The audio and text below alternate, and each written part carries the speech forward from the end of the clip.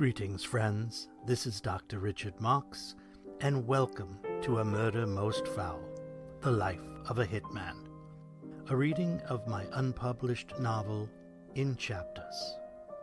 I hope you'll enjoy it.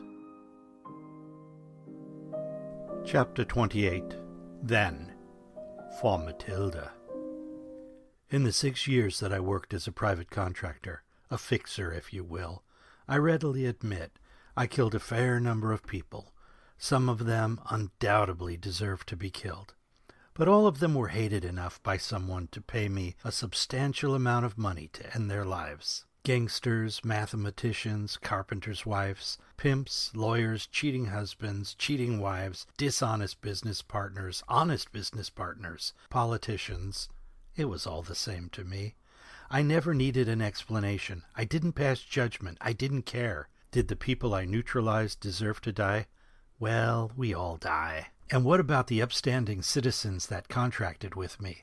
I'm betting they were gangsters, mathematicians, carpenters' wives, pimps, lawyers, cheating husbands, cheating wives, dishonest business partners, honest business partners, and politicians. You get where I'm going on this. I know you want specifics, tension, narrative, danger, but as difficult as it may be to believe, I have a code of honor that was instilled in me by my father, or at least the only man who ever acted like my father. Proverbs 1:16 says, "There is no honor among thieves." Ironically, there is some honor among murderers. Because many of the people who contracted with me are probably still alive, I won't share their stories. But since all the players in this jolly little anecdote have shuffled off this mortal coil, I'll share this one. Sec contacted me and advised I had an intake set up at a hospital in Evansville, Indiana. Well, actually, Red Bank, Indiana. Great, right? The intake was a little different.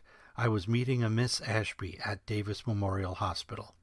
For a hitman, flying is a questionable mode of transportation. Far too many records, but I decided to risk it. The meet was $7,500, and the contract was promised at $20,000 plus expenses.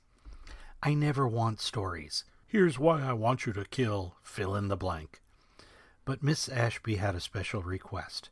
She was very close to death. Fucking cancer. And she wanted to take out a contract on her ex-husband. He had backed over their daughter Matilda when she was 4 years old. Mr. Ashby was drunk at the time. Apparently he was often drunk. She said it was arranged that upon her passing, her son would call Sec and say, "I regret to inform you that Miss Ashby has passed." She said her son knew nothing of her contract with me. She asked 2 things of me. First, I wait 6 months until after the phone call before fulfilling the contract, and 2, before taking him out, I look him straight in the eyes and say, "This is for Matilda." Even after all this time, she couldn't say it without her voice cracking. Poor old woman. She was probably in her mid-50s, but that disease pushes the clock far too fast. "Avenge my baby, Mr. Wilson." Yes, today I was Mr. Wilson. "I will, ma'am. Count on it."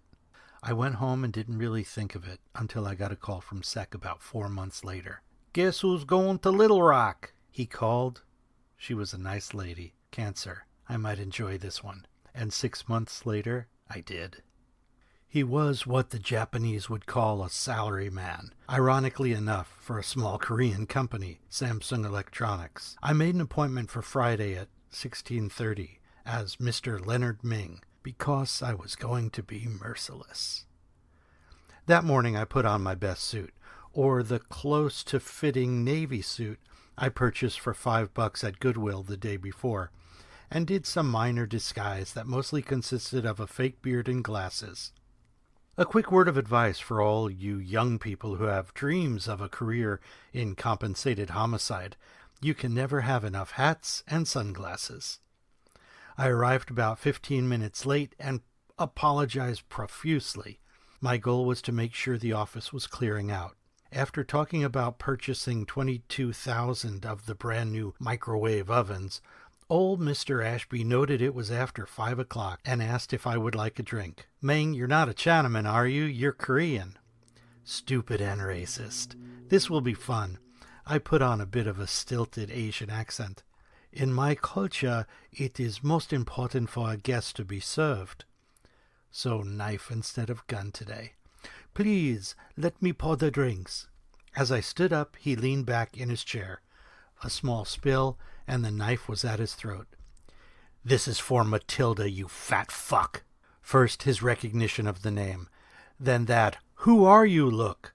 Then he pissed himself. They always do. Then that wild, I can't stop the bleeding look, as he grabbed his gushing throat. He tried to yell, but the only thing that came out was a gargling, Matilda! The bright red blood told me I had hit the left carotid artery, as intended. I sat and watched as he tried to stem the bleeding with his hand, blood pouring through his fingers. I waited until he went into shock and passed out. Knowing that he would be dead in less than 2 minutes, I took his keys out of his desk and locked the office door as I left, breaking the key off in the lock. That should give me more time than I needed. The weekend cleaning crew would earn their money this weekend. As I hit the highway, I thought about Ashby, a guy with a wife and 2 kids that I knew of, who fucked himself for eternity for booze. I envisioned myself mowing the lawn while my kids played Go Fish and my wife started a casserole. I guess we always want the things we can't or don't have. I decided I needed a vacation.